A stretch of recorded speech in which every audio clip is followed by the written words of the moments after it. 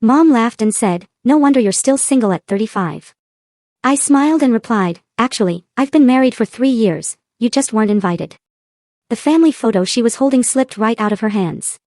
My mother thought she was humiliating me, mocking my single status in front of our entire family. She had no idea the wedding ring was hanging around my neck, hidden, just like the secret of my 3-year marriage and my beautiful daughter. That night, her cruel words finally snapped something inside me, and the truth came crashing down like a dropped family photo, revealing a life I'd desperately hidden. Growing up, my relationship with my mother was like walking on eggshells scattered across a perfectly polished marble floor. My mom, Diane Anderson, was the picture of suburban perfection. Her blonde hair was always impeccable, her clothes ironed to a crisp, and her reputation as president of the local country club was absolutely spotless. She demanded nothing less than perfection from me, her only daughter. My father, Thomas, was my shield. His gentle nature was the perfect antidote to my mother's sharp edges. I still remember him winking at me across the dinner table when Mom launched into another lecture about proper posture or the importance of joining the right clubs. "Haley Bear," he'd say, "just be yourself. That's more than enough." But when I was 12, Dad suffered a sudden heart attack. Just like that, it was Mom and me, alone in our big house, with too many expectations hanging in the air. After Dad died, Mom tightened her grip on my life. Every report card was scrutinized. Every friend vetted. Every outfit approved or, more often, disapproved with a critical eye. "Haley, Harvard doesn't accept B+ students," she'd declare when my grades weren't flawless. "Haley, that skirt makes your hips look wide," she'd comment as I tried on clothes for school. There was always something to fix, something that wasn't quite right about me.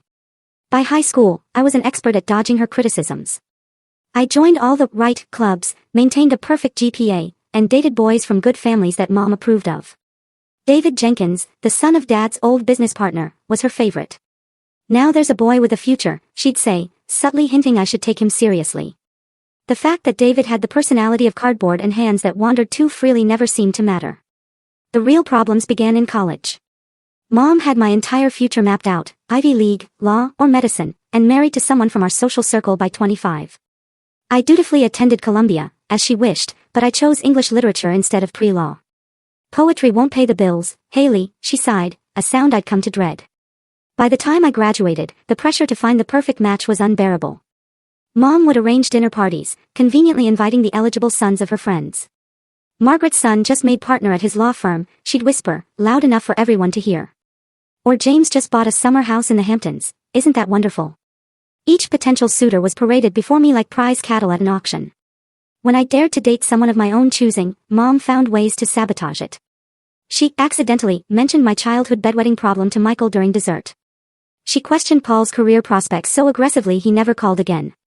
And when I brought home Tony, a brilliant art historian I met in grad school, she simply looked him up and down and said, "I suppose some women don't mind being the breadwinner," effectively ending that relationship before it even began.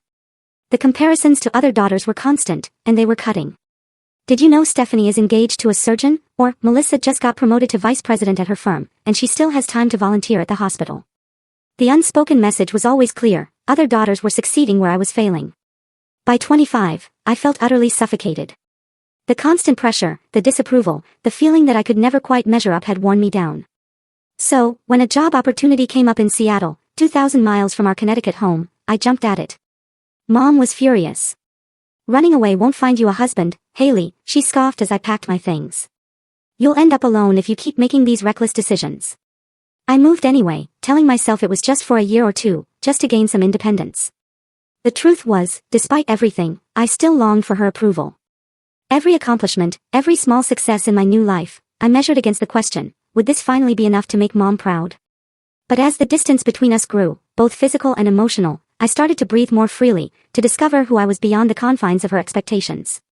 What I didn't know then was that 3,000 miles wouldn't be far enough to escape the shadow of her disapproval. Nor did I realize that my search for independence would lead me to the love that would change everything. I met Adam Hayes exactly 6 months after moving to Seattle. It was my first day at Horizon Technologies, and I was already 10 minutes late for my first meeting, lost in a maze of identical corridors. I literally crashed into him, spilling my coffee all over his wrinkled blue shirt. "I am so sorry," I gasped, mortified, as the dark stain spread across his chest. He looked down at the mess, then back at me, with the most genuine smile I had ever seen. "This shirt was due for retirement anyway," he said, extending his hand. Adam Hayes, lead software engineer, and now walking coffee advertisement. There was something immediately disarming about him. He was tall, with unruly dark hair that looked like he'd forgotten to comb it, glasses that kept sliding down his nose, and a relaxed demeanor that contrasted sharply with the high-strung personalities I'd grown up around. Adam showed me to my meeting, then offered a proper tour of the office afterward. That tour somehow extended to lunch, where I learned he'd grown up in a small town in Oregon, the son of a high school teacher and a nurse. He'd put himself through college with scholarships and part-time jobs, and now, at 32, he was respected in his field but completely uninterested in climbing the corporate ladder. "I just want to build things that help people," he said simply. The titles and corner offices never interested me much. I could already hear my mother's assessment: no ambition, no family connections, probably no savings account. But something about his authenticity drew me in. We became friends, grabbing lunch, exchanging emails about work, occasionally meeting up with colleagues for happy hour. It was during one of those happy hours, 3 months after we met, that Adam and I found ourselves the last two people at the table. Our conversation drifted from work to books to music to childhood dreams. I told him about my secret passion for photography, something I'd abandoned because Mom thought it was a hobby, not a career. He listened with genuine interest, then insisted we leave immediately to buy me a camera. "Life is too short not to do what you love, even if it's just on the weekends," he said as we left the electronics store, clutching a box containing my first professional camera. That night, as he walked me to my door, Adam kissed me for the first time. It was gentle and questioning, giving me every opportunity to pull away. Instead, I leaned in, feeling something click into place that I hadn't known was missing. Our relationship blossomed over the next 6 months. We hiked through the lush forests surrounding Seattle, explored tiny bookstores, and spent rainy Sundays cooking elaborate meals in his cozy apartment. Adam encouraged my photography, framing my pictures and hanging them on his walls, proudly showing them to friends. For the first time in my life, I felt seen for who I was, not for who someone wanted me to be. Adam never tried to change me or mold me. He loved my quirks, listened to my dreams, and made me feel like I was enough, just as I was. Of course, I knew the honeymoon phase wouldn't last forever. The real test would come when Adam met my mother. I put it off as long as possible, making excuses. But when Mom announced she would be visiting Seattle for a conference, there was no avoiding it. I spent days preparing Adam. "She can be critical," I warned. "She has very specific ideas about the kind of person I should be with." Adam squeezed my hand. "Haley, I love you. Your mom might not approve of me right away, but I'm not going anywhere. We'll figure it out together." The dinner was every bit the disaster I had anticipated. Mom arrived 15 minutes early, immaculately dressed in a designer suit that made my carefully chosen outfit look shabby. Her eyes narrowed slightly when Adam stood to greet her, taking in his casual button-down shirt and lack of a tie. "So, Adam," she began after the briefest of introductions. "Haley tells me you work with computers. Is there much future in that?" It was the first volley in what became a 3-hour interrogation. She questioned his education, a state school. How quaint. His family background: teachers are so underappreciated, though I suppose it explains your salary expectations. And his 5-year plan: so, no aspirations to management. How unusual for a man your age. Adam remained polite, answering thoughtfully, even attempting to find common ground. But Mom wasn't interested in common ground. She was conducting an assessment, and it was clear from her tight smiles and pointed questions that Adam was failing spectacularly. By dessert, I was fighting back tears of humiliation. When Adam excused himself to use the restroom, Mom leaned across the table. "Darling, he seems nice enough for a casual relationship, but surely you can't be serious about him. He has no connections, no real ambition. You'd be supporting him within 5 years. Mark my words." When Adam returned, she switched tactics, regaling him with stories of the suitable men in our social circle back east. "William just made junior partner at his father's firm," she said, smiling at me pointedly. "He always asks about you, Haley." Later that night, after Mom had returned to her hotel, Adam held me as I cried. "I'm so sorry," I kept saying. "She was horrible to you." "Hey," he said gently, wiping my tears with his thumb. "I didn't fall in love with your mother. I fell in love with you. And if it takes her some time to warm up to me, that's okay. We have time." But as the months passed, it became clear that Mom had no intention of warming up to Adam. She began calling more frequently, always with news about someone from back home getting engaged or promoted. "Life is moving on without you, Haley," she'd say. "Don't waste your youth on dead-end relationships." Adam never complained, but I could see the toll it was taking on him. The way his smile would fade when my phone rang and Mom's name appeared. The quiet resignation in his eyes when I'd cancel our plans because Mom had suddenly decided to visit. Despite everything, he remained patient, loving, and supportive. And I fell more deeply in love with him every day, even as I worried about our future. 6 months into my relationship with Adam, Mom's interference shifted from passive-aggressive comments to active sabotage. It began with what she called a little surprise. She'd arranged for James Whitmore, the son of her bridge partner and a recently divorced investment banker, to accidentally be in Seattle during her next visit. "I thought we could all have dinner," she said innocently over the phone. "James is staying at the Four Seasons for a conference, and he remembered how you two hit it off at the Millers' Christmas party years ago." I had no recollection of ever meeting James Whitmore, but that didn't stop Mom from orchestrating an awkward dinner where she practically pushed me into his lap while Adam watched in stunned silence. James, to his credit, seemed as uncomfortable as I was, especially when Mom began listing my accomplishments as if reading from a resume. "Haley graduated cum laude from Columbia," she told James, completely ignoring Adam's presence. "She could have gone to law school, but she decided to explore her options first. Such a shame. But it's never too late to go back, is it?" After that dinner, the floodgates opened. Suddenly, Mom was connecting me with every eligible bachelor passing through Seattle. There was Michael, the neurosurgeon, Christopher, the hedge fund manager, and Tyler, the recently relocated attorney whose mother just happened to be Mom's former roommate at Vassar. The phone calls became more frequent and more pointed. "Haley, darling, I'm just concerned about your future," she'd say. "You're approaching 30. Do you really want to waste these crucial years on someone who will never fit into our world?" "Adam is my world now, Mom," I'd counter, only to be met with a heavy sigh. "You always were stubborn, just like your father. Look how that turned out for him. Working himself to death in a job that never appreciated him." That comment, bringing my father into it, broke something inside me. "Don't talk about Dad that way," I said, my voice shaking. "He was happy. He loved his work and his life. Not everything is about status and connections." "Clearly, Adam has been filling your head with this bohemian nonsense," she replied coldly. "Your father could have been so much more if he had listened to me. I won't stand by and watch you make the same mistakes." The tension reached a breaking point during the annual family reunion at my Aunt Patricia's lake house. Mom had insisted I come alone, claiming it was family only, but I knew it was because she didn't want to introduce Adam to the extended family. Against my better judgment, I agreed, not wanting to cause a scene. I should have known she had ulterior motives. She had invited Bradley Wilson, the recently divorced son of her college friend, who was apparently looking for a nice girl to settle down with. Bradley was handsome in a generic way, with perfectly coiffed hair and a country club tan. He was also arrogant, condescending, and couldn't stop talking about his Porsche. During dinner, Mom clinked her glass. "I have a little announcement," she said, smiling broadly. "Bradley has just been made partner at Wilson and Associates, and he has generously offered to give Haley some career advice. Isn't that wonderful?" Before I could respond, she added, "Who knows? Maybe he can convince her to move back east where she belongs." The entire table turned to look at me, expectant smiles on their faces. I felt trapped, cornered like an animal. "Actually," I said, trying to keep my voice steady, "I'm very happy with my job in Seattle, and I'm in a serious relationship." Mom's smile froze. "Haley is being modest. This little marketing job is just a stepping stone, isn't it, darling? And as for this boy she's seeing, well, summer flings are so nice, but winter is coming." The table erupted in laughter while my face burned with humiliation.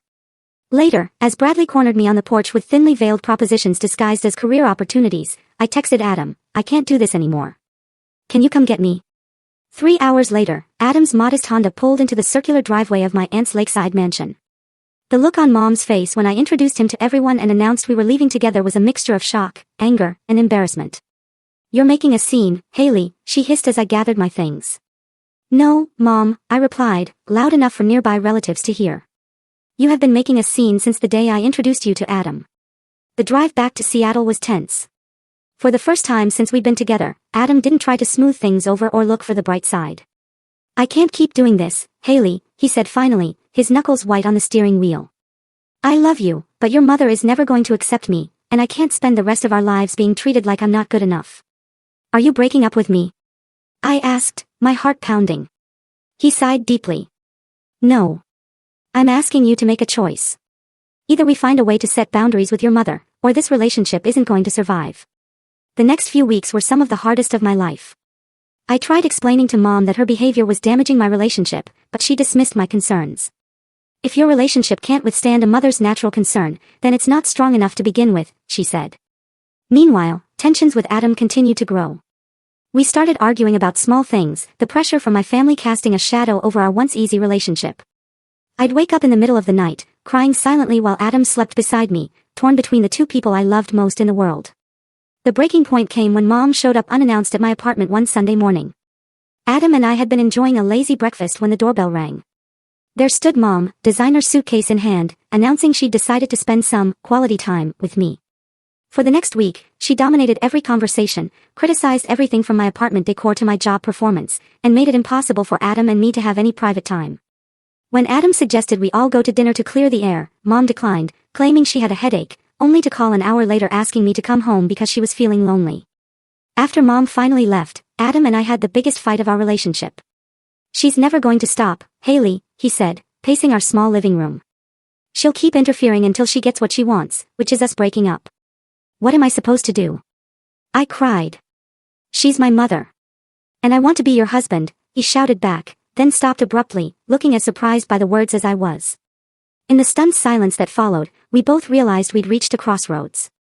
Something had to change, or we would lose each other.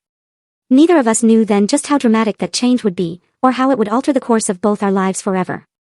2 months after our fight, Adam and I took a weekend trip to the San Juan Islands. The tension with my mother had created a strain between us that we were both eager to escape, if only for a few days.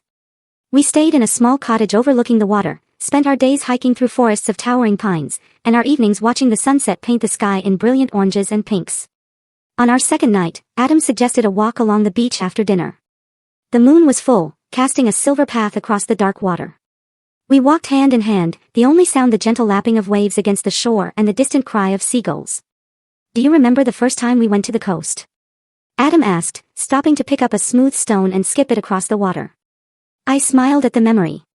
"You tried to impress me with your surfing skills and ended up with a bloody nose." He laughed. "Not my finest moment, but you took care of me, and that's when I knew." "Knew what?" "That you were the one I wanted to spend my life taking care of, and being taken care of by." Before I could respond, Adam was down on one knee, pulling a small velvet box from his pocket. Inside was a ring with a modest diamond surrounded by tiny sapphires that matched the color of the sea behind him. "Haley Anderson," he began, "I have loved you since the moment you spilled coffee all over my favorite shirt.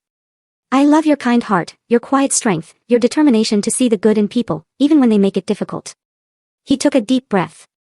"I know things have been hard with your family, but I promise to stand by you through whatever comes next. Will you marry me?" Tears filled my eyes as I nodded, unable to speak. When he slipped the ring onto my finger, it felt right, in a way few things in my life ever had. We spent the rest of the evening making plans, dreaming about our future together, deliberately avoiding the elephant in the room, how my mother would react. Reality crashed back in the moment we returned to Seattle. The weight of what was coming settled on my shoulders like a physical burden. I knew I had to tell my mother about the engagement, and I knew it wouldn't go well. After 3 days of putting it off, I finally called her on a Wednesday evening. My hands were shaking so badly I could barely hold the phone. "Haley, darling, what a nice surprise," she answered, her voice warm for once. "I was just thinking about you. Patricia's daughter just got engaged to the most wonderful boy from Greenwich. His family owns that publishing company, you know the one." I took a deep breath. "Mom, I have some news too. Adam asked me to marry him, and I said yes."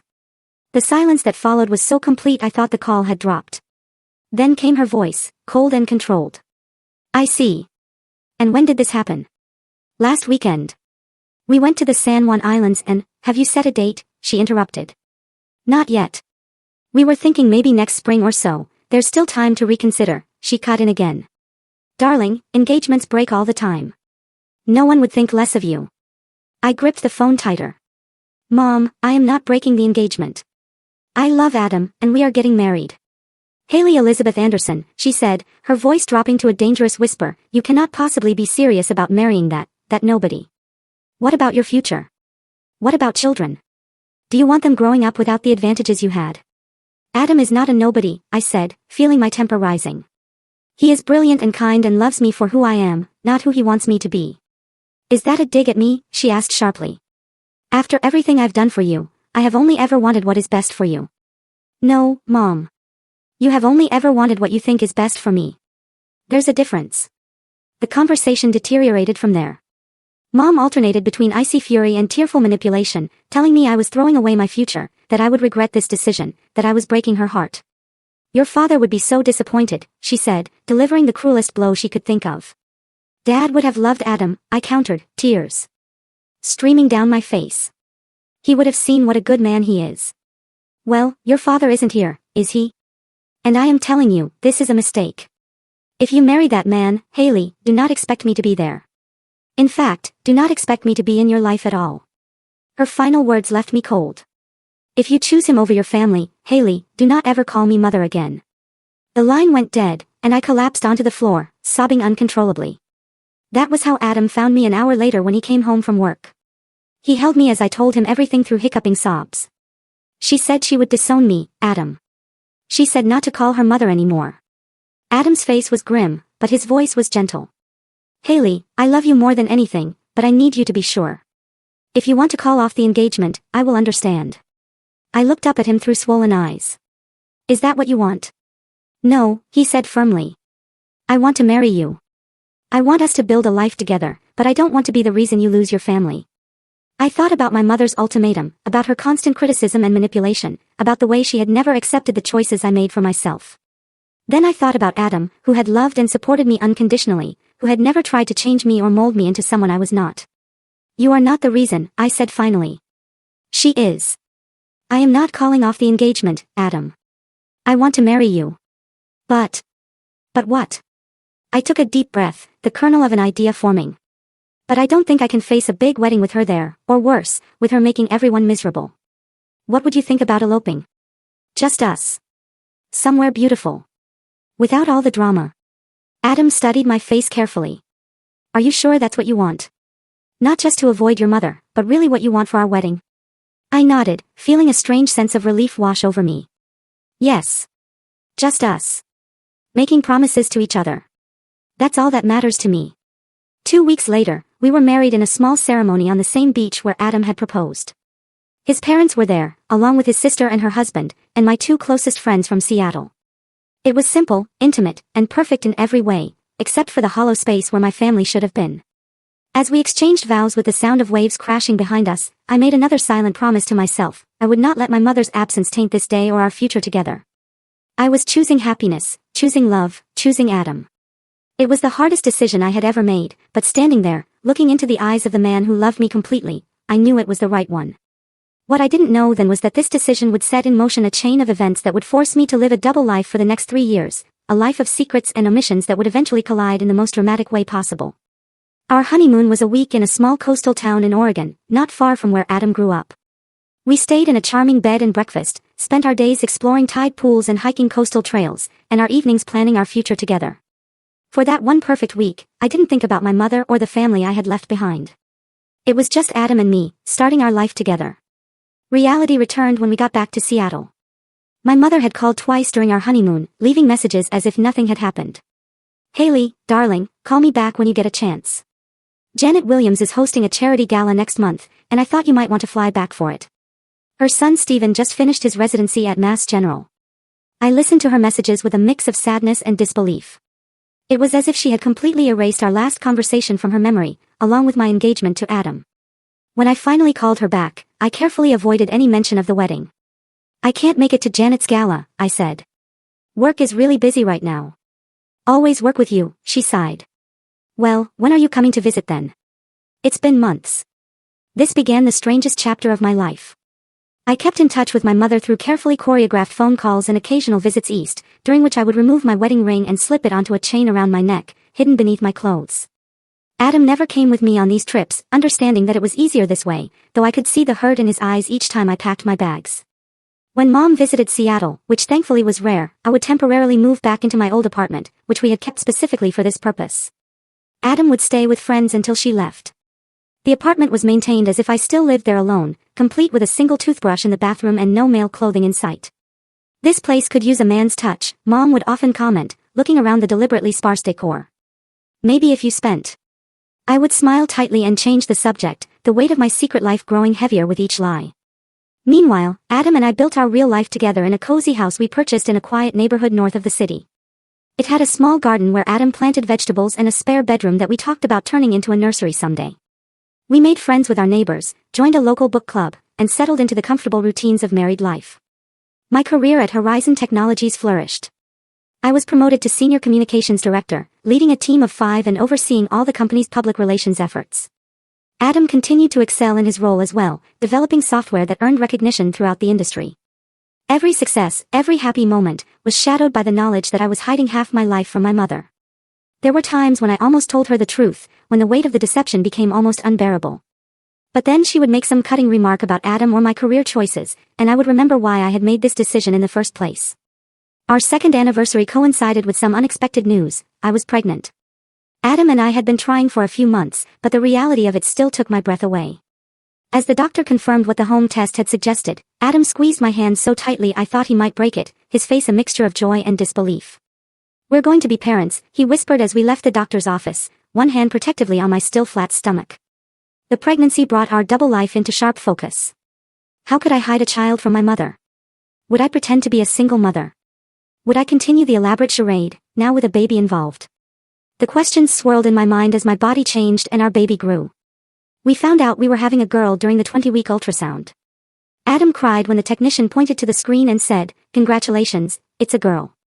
That night, as we lay in bed discussing names, the reality of what I was doing hit me with full force. "My mother doesn't even know she's going to be a grandmother," I said, tears filling my eyes. "What kind of person does that make me?" Adam held me close. "It makes you someone who had to make an impossible choice. You did what you had to do to protect yourself and our family. That doesn't make you a bad person." Lily Grace Hayes was born on a rainy Tuesday in October, 7 pounds, 2 ounces of perfect baby girl with Adam's dark hair and my green eyes. Holding her for the first time, I felt a love so fierce and protective it took my breath away. I also felt a renewed sense of grief for what my mother was missing and what Lily would miss by not knowing her grandmother. I sent Mom a text the day after Lily was born, a carefully worded message that made no mention of Adam or marriage. "Mom, I have some news. You're a grandmother. I had a baby girl yesterday, Lily Grace. We are both doing well." Her response came hours later, a flurry of shocked questions and barely concealed judgment. "A baby? Haley, what are you talking about? Whose baby? Are you saying you had a child out of wedlock? Who is the father? Why am I just hearing about this now?" I didn't answer her calls for 3 days, using the excuse of recovery and newborn care to avoid the conversation I knew was coming. When I finally did speak to her, I gave her the edited version of the truth. Yes, I had a baby. No, I was not in a relationship with a father, technically true, as I was in a marriage, not just a relationship. Yes, I was planning to raise her on my own, with the support of my husband, which I did not mention. Mom was predictably horrified.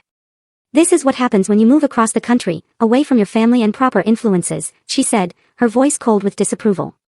"I knew Seattle would lead to trouble." "Well, you've made your bed, Haley. I suppose now you'll have to lie in it." She didn't ask to visit, and I didn't invite her. Instead, she sent an impersonal gift basket with expensive baby clothes and a card signed, "Grandmother," rather than any personal message. It sat unopened in our hallway for days, a symbol of the gulf between us. As Lily grew from newborn to infant to toddler, the weight of our secret life became increasingly difficult to bear. Adam's parents visited regularly, doting on their granddaughter and filling our home with laughter and love. My side of the family remained a conspicuous absence, explained away to friends with vague references to complicated family dynamics. The logistics of maintaining our charade grew more challenging. When Mom did occasionally visit Seattle, the temporary moves back to my old apartment now included packing up not just my things, but all evidence of Lily as well. I would tell Mom that Lily was staying with a friend for a few days or that she was with her father for visitation. The lies piled upon lies, creating a precarious tower that I knew could not stand forever. Each deception required another to support it until I could barely keep track of what I had told to whom. The strain began to show in my relationship with Adam, in the dark circles under my eyes, in the way I would sometimes find myself staring at Lily and wondering if I was teaching her that it was okay to hide who you really are. By the time Lily turned 2, I was exhausted by the double life. Adam and I had begun discussing whether it was time to tell my mother the truth, to stop living in the shadows, regardless of the consequences.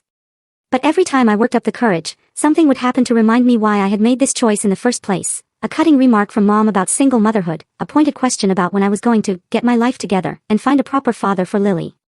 As Lily's 3rd birthday approached, and my 35th birthday loomed on the horizon, the annual family reunion invitation arrived in my email. This year, it would be held at my mother's house, a command performance that I knew I could not avoid without raising suspicions. Little did I know that this reunion would be the catalyst that would finally bring my two worlds crashing together, forcing me to confront the truth I had been hiding for 3 long years. I arrived at my mother's Connecticut home on a Friday afternoon in June, alone as always. Lily and Adam had remained in Seattle, a separation that felt more painful than ever. Mom greeted me at the door with air kisses and a critical once-over. "Darling, you look tired," she said, ushering me into the foyer. "Is that child keeping you up at night still?" "At 3, she really should be sleeping through." "Lily sleeps fine, Mom," I replied, setting down my suitcase. "It's just been busy at work." The house was immaculate as always, every surface gleaming, fresh flowers arranged just so in crystal vases. Family photos lined the hallway, carefully curated snapshots of a life that existed only in my mother's mind. There I was in my graduation cap and gown, standing between Mom and Dad, his arm around my shoulders, his smile proud and genuine. There was Mom at some charity event, elegant in black tie attire. Conspicuously absent were any photos of Lily, my own daughter, relegated to a secret that didn't fit the narrative of our perfect family.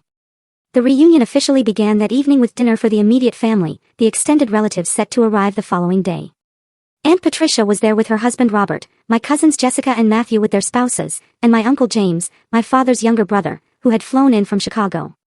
Dinner was a formal affair, served in the dining room I had always found intimidating as a child. Mom had prepared her famous beef Wellington, a dish she reserved for special occasions, and the conversation flowed along with the expensive wine Robert had brought. "So, Haley," Aunt Patricia began as we moved to dessert, "how is life as a single mother? It must be so difficult managing everything on your own." I felt my cheeks flush. "It is challenging sometimes, but we're doing well." "And the father?" Uncle James asked, always direct. "Is he in the picture at all?" Before I could answer, Mom cut in smoothly.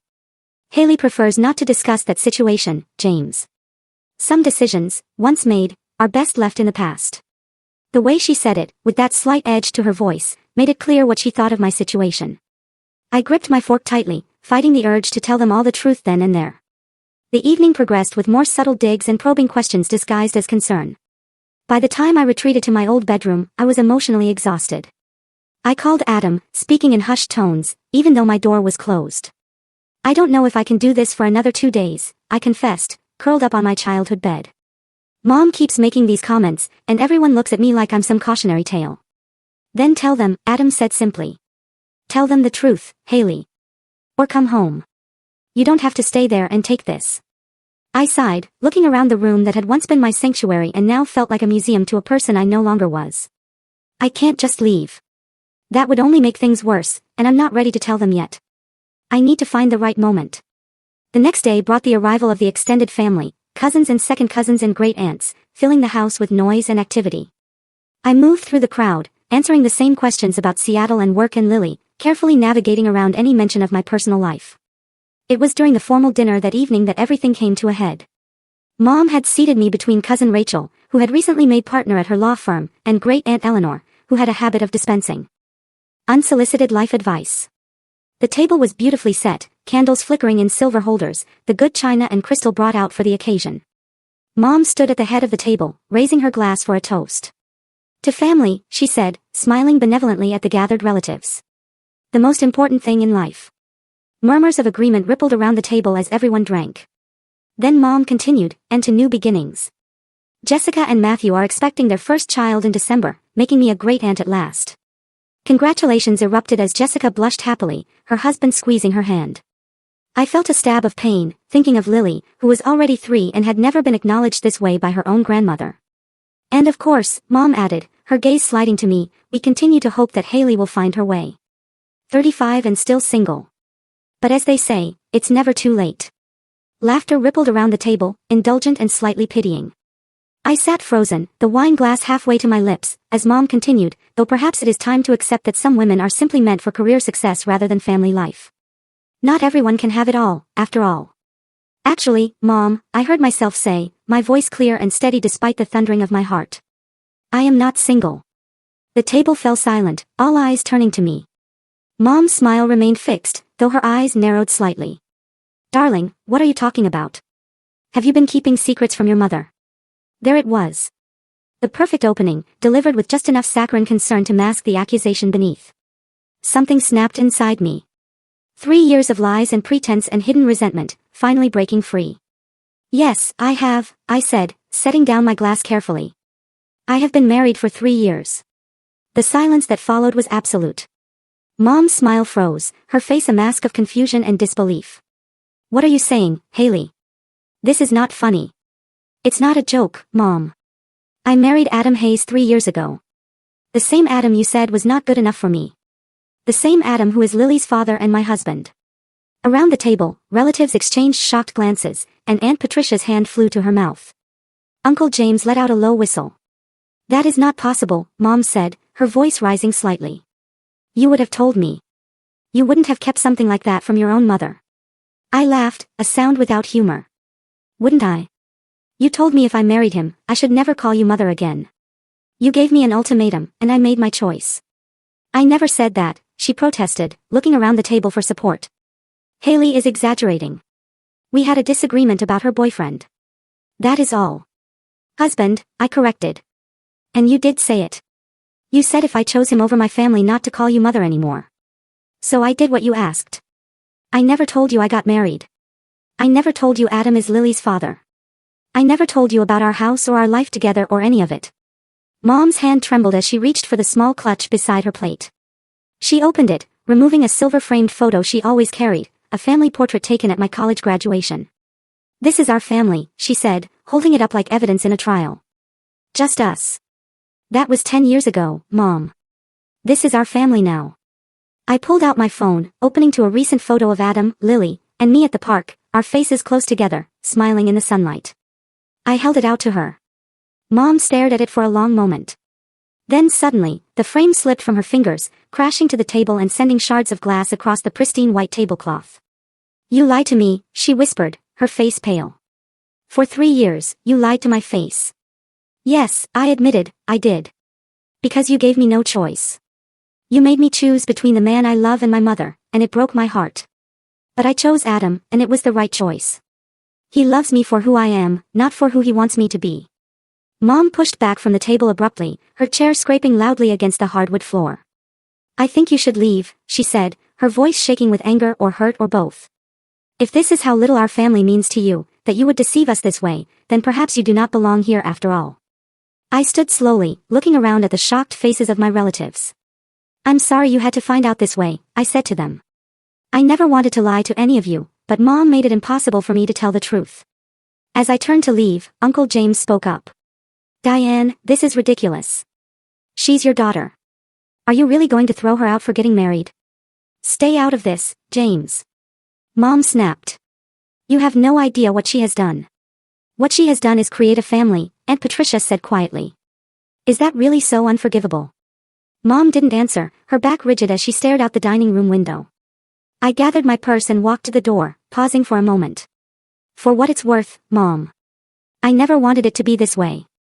I always hoped someday you would accept Adam, accept us. I guess I was wrong. I walked out of the dining room with as much dignity as I could muster, though my legs felt weak and my hands were shaking. As I climbed the stairs to pack my things, I heard the murmur of voices rise behind me, arguments breaking out among the family members. In my room, I quickly threw my belongings into my suitcase, tears blurring my vision. I called Adam, who answered on the first ring. Haley, what's wrong? I told them, I said, my voice breaking. I told everyone about us. About our marriage. Mom kicked me out. Are you okay? Where are you going to go? I'll get a hotel for tonight and fly home tomorrow, I said, zipping the suitcase closed. I'm so sorry, Haley, he said softly. I wish I was there with you. Me too, I whispered. As I carried my suitcase down the stairs, I found Uncle James waiting in the foyer. I'll drive you to a hotel, he said, taking the bag from me. This is not right what Diane is doing. Thank you, I managed, grateful for the small kindness. As we walked to the door, Mom appeared from the dining room. Her face was composed now, but her eyes were red. So, you're really leaving, she said, not quite a question. You asked me to, I replied simply. She nodded once, a sharp, jerky movement. You've made your choice clear, Haley. Again. No, Mom. You made the choice for both of us 3 years ago. I just lived with the consequences. I walked out the door without looking back, though I could feel her eyes on me as Uncle James loaded my suitcase into his car. As we pulled away from the house, I caught a glimpse of her in the doorway, a small, rigid figure framed by light, watching her daughter leave for what might be the last time. In the car, Uncle James glanced at me. Your father would have liked Adam, you know. He never cared about all that status nonsense your mother is obsessed with. I nodded, unable to speak past the lump in my throat. We drove in silence to the hotel where Adam had already booked me a room. Before I got out of the car, Uncle James squeezed my hand. Give her time, Haley. She's stubborn, but she loves you. Eventually, she'll realize what she's losing. I didn't believe him then, too raw from the confrontation to imagine any path to reconciliation.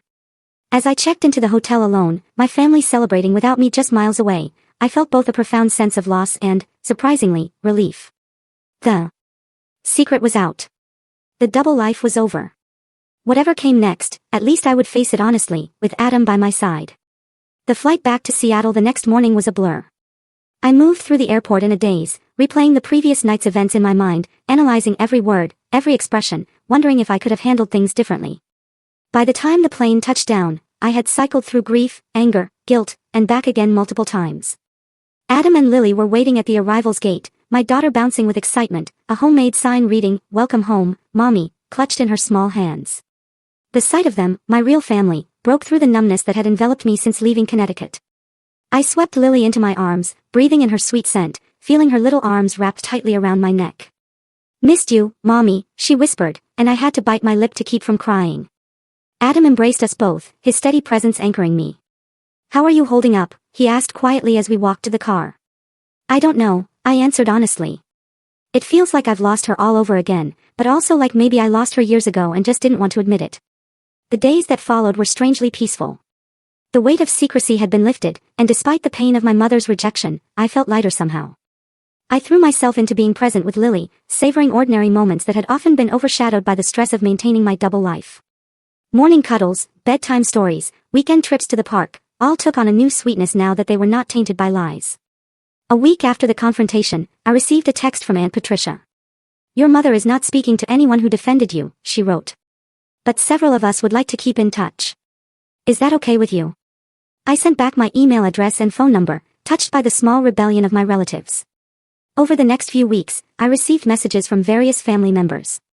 Some curious about my secret life, others simply expressing support. Uncle James sent photos from family gatherings I had missed over the years, along with stories about my father that Mom had never shared. From my mother, there was only silence. I hadn't really expected anything else, yet each day that passed without contact deepened the ache of loss. Adam watched me check my phone obsessively, his eyes filled with concern, but he never pushed or offered empty reassurances. He simply loved me through it, steady and patient as always.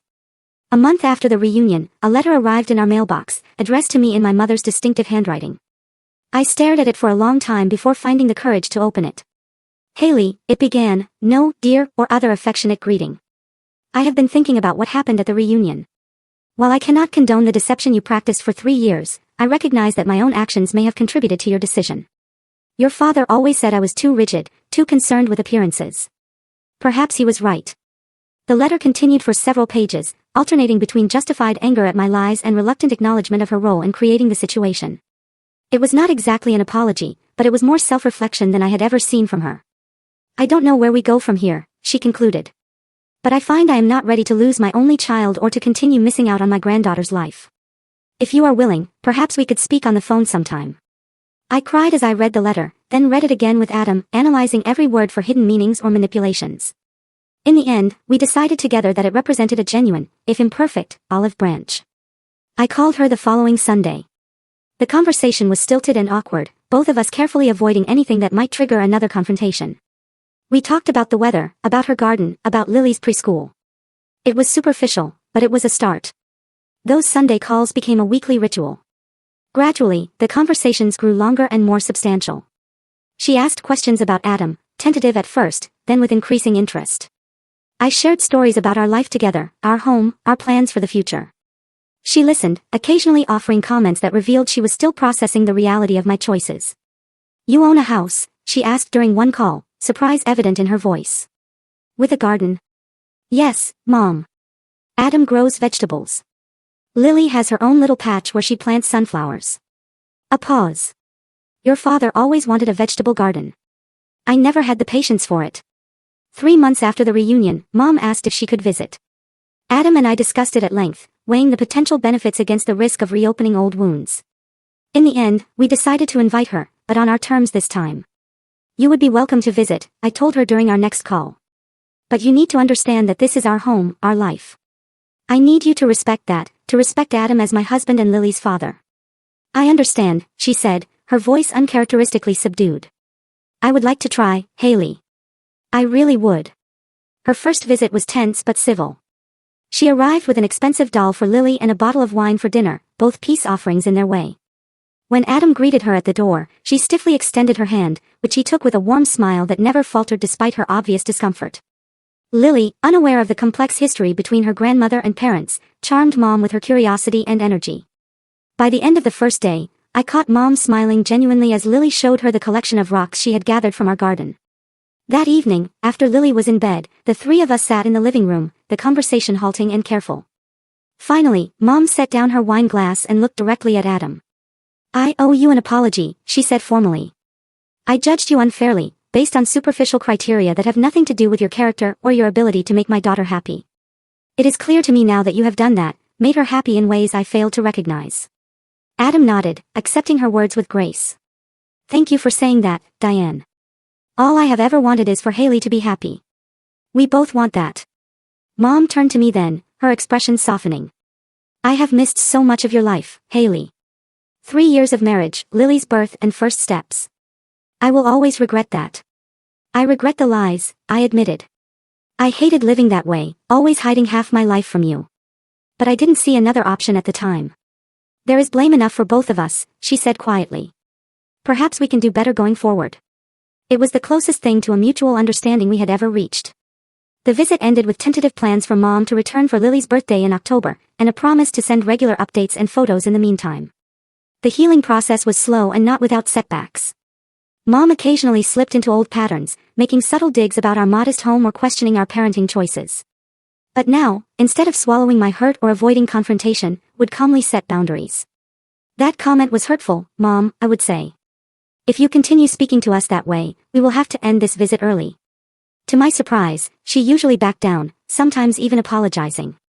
It seemed the fear of losing her connection to me and Lily outweighed her need to control and criticize. It was not perfect, but it was progress. As the months passed, our relationship slowly transformed into something new, something healthier. Mom began to show genuine interest in Adam's work, in our life in Seattle, in the choices we had made together. She still occasionally expressed views that made me cringe, but the sharp edge of judgment had softened. On Lily's 4th birthday, Mom flew out for the celebration.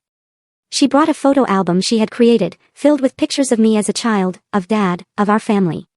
For Lily, she said, so she knows where she comes from. That night, after the party, I found Mom sitting on our back porch, looking at the stars. I joined her, wrapping a blanket around my shoulders against the autumn chill. Thank you for coming, I said softly. It meant a lot to Lily, and to me. She nodded, still looking up at the sky. Your father would have loved her so much, and he would have been proud of you, Haley. The life you have built, the mother you have become. I haven't said that enough. We sat in companionable silence for a while, the most peaceful moment we had shared in years. Finally, she spoke again. I was wrong, you know. About Adam, about what makes a good life, about so many things. I was trying to protect you from disappointment, from struggle. Your father and I, we had our challenges. I wanted something easier for you. Life is not easy, Mom, I said gently. But having people who love you for who you really are makes the hard parts bearable. That's what Adam gives me. What Dad gave you, I think. She reached over and squeezed my hand, a rare physical gesture from a woman who had always maintained a certain distance. Yes, she said simply. He did. The journey of healing with my mother continues to this day. We still have moments of tension, old wounds that occasionally reopen. But we have found a way forward, based on honesty, respect, and the mutual recognition that family connections are too precious to sacrifice for pride or control. Through this difficult journey, I have learned invaluable lessons. I have learned that true love accepts you as you are, without conditions or expectations. I have learned that sometimes the hardest choices, the ones that hurt the most in the moment, lead to the greatest growth. I have learned that honesty, even when painful, is ultimately less destructive than deception. Most importantly, I have learned to define family not by blood or obligation, but by love and choice. Adam and Lily are my first family, the one I chose and created. My mother is learning to be part of that family on new terms, ones that respect our autonomy and dignity. As I watch Lily playing with her grandmother in our yard, I feel a sense of peace that once seemed impossible. The road here was longer and more painful than I ever imagined it would be. But standing in this moment, I know that every step was necessary. Our lives are shaped not just by the love we receive, but by the boundaries we set, the truths we tell, and the courage we find to be authentically ourselves, even when it costs us dearly. Sometimes the most loving thing we can do for ourselves and others is to stand firm in our truth, even when it hurts, because only then can real healing begin.